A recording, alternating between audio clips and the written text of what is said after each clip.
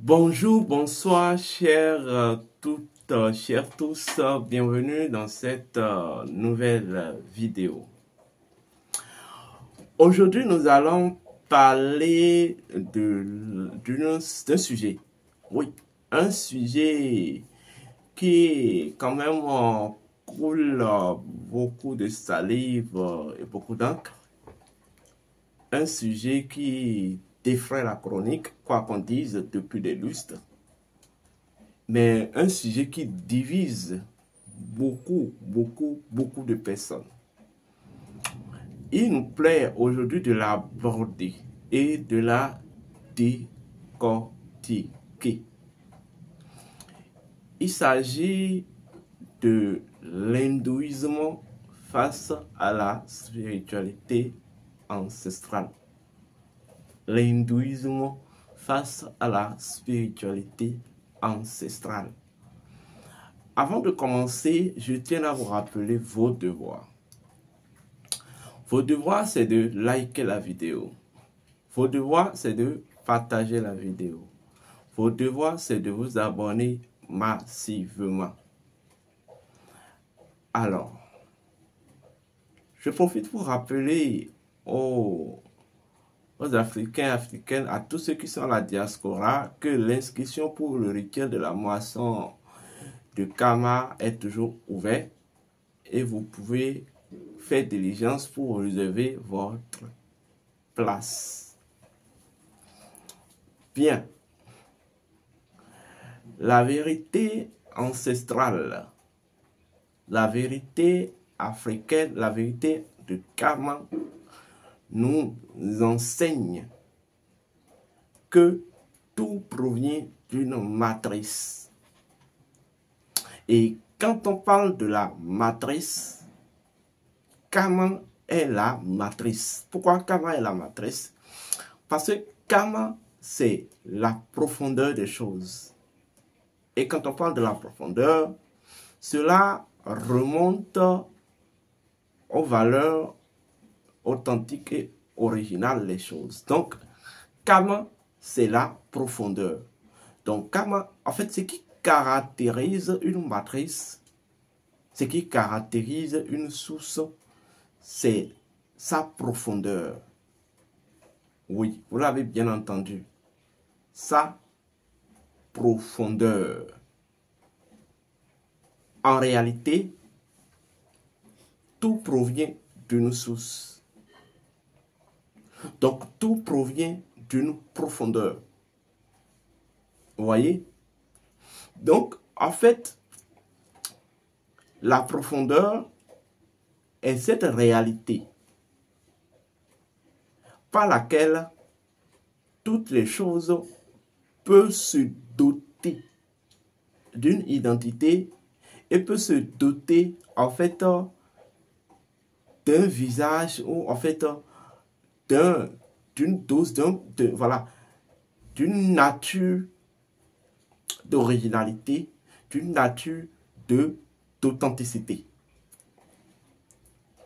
Alors, donc c'est de la même manière que toutes les sciences et spiritualités proviennent d'une profondeur, proviennent d'une matrice, proviennent d'une source.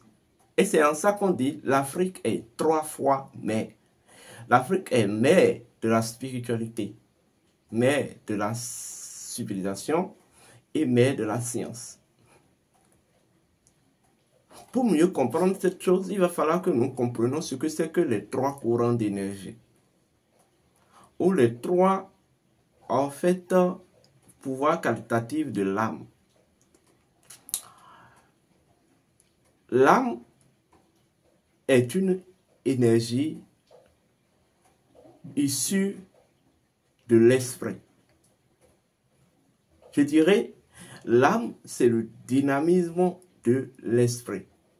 L'âme, c'est le mécanisme fonctionnel de l'esprit. Tout comme, je parle de l'âme humaine, tout comme l'âme universelle, etc., etc. Vous voyez? Tout comme le rôle que joue la nature dans le monde. L'âme est la base, c'est le champ qui permet à l'esprit d'être fonctionnel, d'être opérationnel. Mais l'âme elle-même, dans son fonctionnement, est dotée de trois qualités identitaires ou de trois dimensions identitaires. Et ce qu'on appelle les trois peuples, ou ce qu'on va appeler les trois mondes. Puisque l'âme, dans son identité d'abord, est en fait l'akasha, la représentation de l'akasha dans une structure en fait humaine ou dans une structure synthétique. Donc elle va servir de source à l'expression des quatre forces naturelles au sein de cette structure-là. Vous voyez? Donc, en tant qu'éther, elle est dotée de trois aspects, tout comme l'éther doté de trois aspects, trois attributs. Mais dans la seule différence que dans la configuration de l'âme, on parlera des trois valeurs énergétiques qui sont le Ka, le Ba et ce que je vais appeler la. Autrement dit, la Kabbalah. Encore plus loin, ce que les gens ont l'habitude d'appeler les trois peuples. Kémet, Japhet et Sémite, qui sont liés en réalité, qui ne sont que des qualités de notre âme, ou qui ne sont que des états de configuration de notre âme en tant qu'akasha. Nous avons Kam ou Kémet, qui est en fait l'état de vie ou de vitalité ou d'originalité, qui va constituer le fondement même à la nature de l'âme. Vous voyez? Nous avons la deuxième valeur énergétique, qui est le Ba, c'est associé en fait au peuple japhétique de façon symbolique. On va parler de l'âme agissante. L'âme agissante. Et quand on parle de l'âme agissante en termes de valeur, valeur énergétique ou identitaire de l'âme, ceci constitue la capacité de l'âme à s'auto-propulser. La capacité de l'âme à s'auto-propulser. Vous comprenez? Et le dernier, c'est en fait la capacité de l'âme à s'expanser. Le corps physique n'est qu'une expansion de l'âme. Le corps éthérique n'est qu'une expansion de l'âme. Vous voyez? Donc, en fait, dans la géospiritualité, dans le monde, les réalités du monde sont reparties en trois groupes qui ne sont que l'expression géospirituelle de ces trois qualités identitaires de l'âme. Et c'est là qu'on va parler maintenant des trois peuples. Mais avant d'y aller, sachez que la dimension Kam de l'âme représente même toute la spiritualité associée à l'âme. Au moment dont la dimension, en fait, de l'âme représente toute, en fait, la civilisation, c'est-à-dire le système, le systémique du fonctionnement de l'âme. Et la dimension, en fait, là, de l'âme, représente toute, et je vais dire, voilà, tout le domaine scientifique, tout le domaine de démonstration de l'âme. Vous voyez? Donc, c'est toujours le cas ou le karma qui constitue toujours le fondement, c'est-à-dire la spiritualité. C'est en ça qu'on dit que la spiritualité est le fondement de toute chose. Et en fait, les peuples qui sont affiliés à cette qualité, à ce pouvoir qualitatif de l'âme, qui sont les peuples africains, ont cette primauté de profondeur et de spiritualité sur les autres peuples. Et c'est en ça qu'on va dire que l'Afrique est la mère de la civilisation. Mais étant donné que Kam ou Kama ou Ka est le fondement, donc elle dispose en elle de toutes les autres dimensions, que ce soit la dimension bas et la dimension là. Vous comprenez?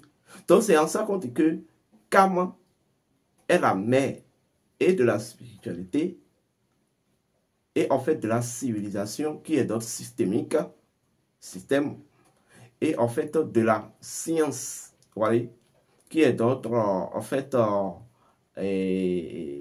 démonstrationnelle ou démonstrative. Donc c'est ainsi est reparti les peuples de la terre. Nous avons trois groupes de peuples. Nous avons les peuples kémètes, les peuples japhètes et les peuples sémites. Les peuples kémètes, c'est les peuples dont l'expression génétique, vous voyez, ou la représentation de l'expression génétique, en fait, est la grande pignale, non le noir. Donc, dans leur expression génétique, ils incarnent, en fait, la manifestation de la grande pignale. Donc, ils ont des prédispositions génétiques à la spiritualité, en fait, à l'occultisme et, en fait, voilà, à l'authenticité. Donc, ils vont constituer maintenant la souche, vous voyez, d'expression identitaire des deux autres peuples.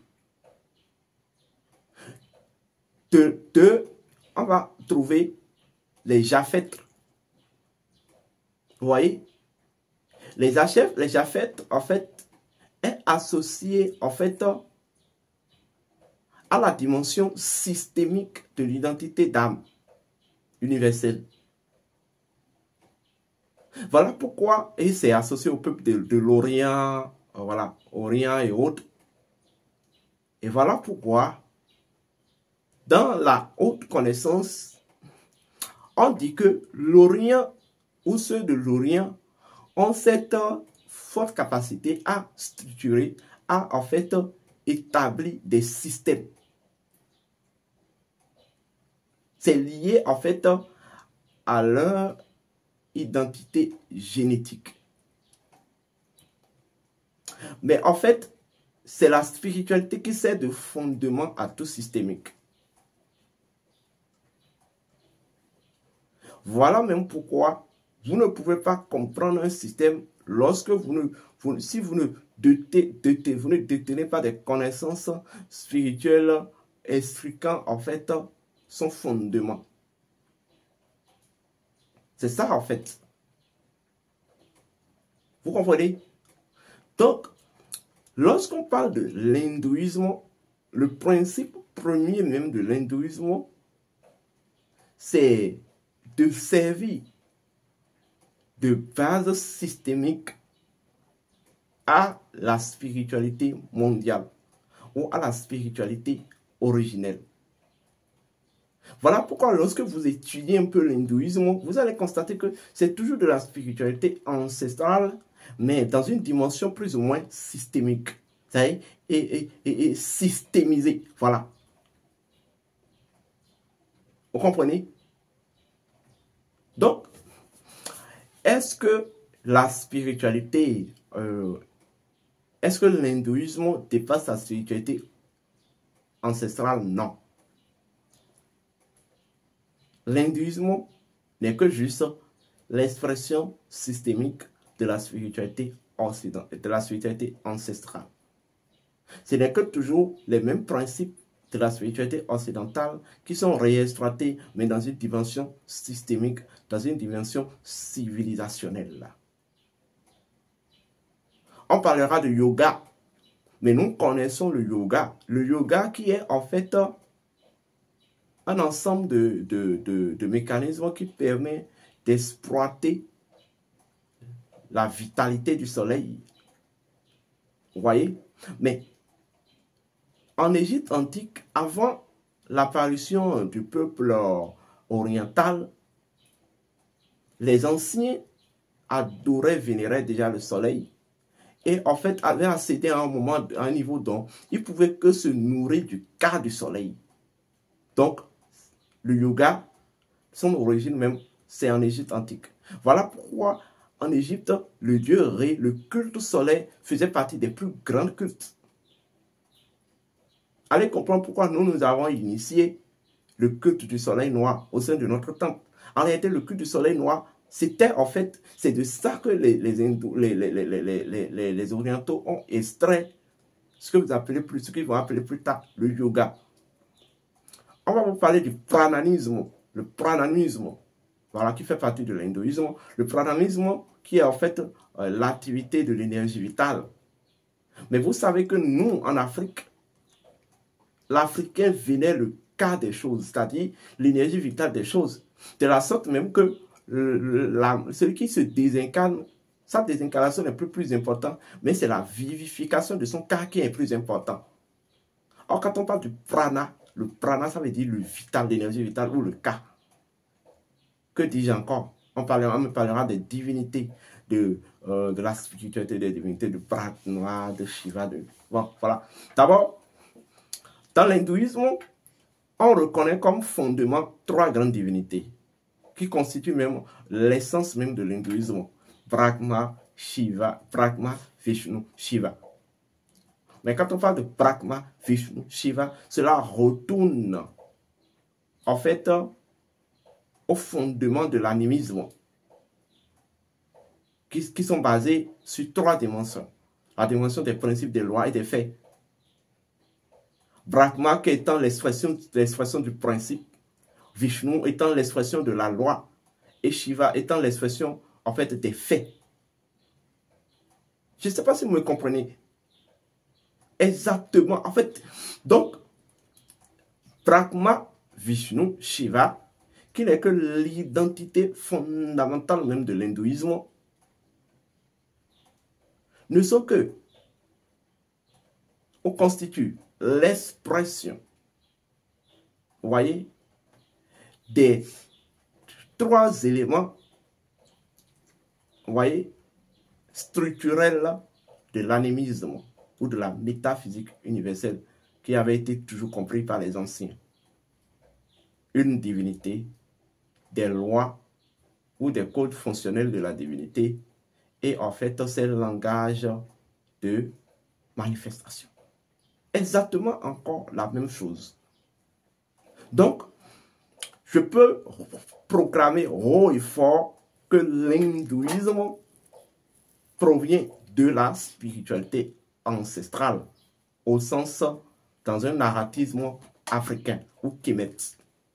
Et que vous ne pouvez pas absolument faire de l'hindouisme et évoluer si vous ne comprenez pas ce que c'est que la spiritualité ancestrale. Et je vais encore aller plus loin. Suivez-moi très bien. Si vous faites de l'hindouisme et vous pensez que vous faites quelque chose de plus évolué que la spiritualité ancestrale, c'est que vous êtes en train de vous égarer. Tout simplement. Vous êtes en train de vous égarer. Est-ce que je vais le dire autrement ou bien c'est assez clair? Si vous faites de l'hindouisme en tant qu'Africain et que vous pensez que oui, ça va venir clarifier la spiritualité africaine ou ça dépasse la spiritualité ancestrale, vous êtes en égarement. Parce que le systémique d'une chose ne peut pas être plus important que sa spiritualité. Vous comprenez? Le systémique d'une chose, la spiritualité, la tradition hindouiste, c'est un systémique à la connaissance primordiale. Mais la spiritualité de la connaissance primordiale, c'est le plus important, c'est même le fondement. J'espère que vous avez bien compris. J'espère que vous avez apprécié tout ce que j'ai dit. Bon, même si vous l'appréciez ou vous ne l'appréciez pas, ce n'est pas le plus important. On s'en fout. Portez-vous bien, que les bénédictions soient.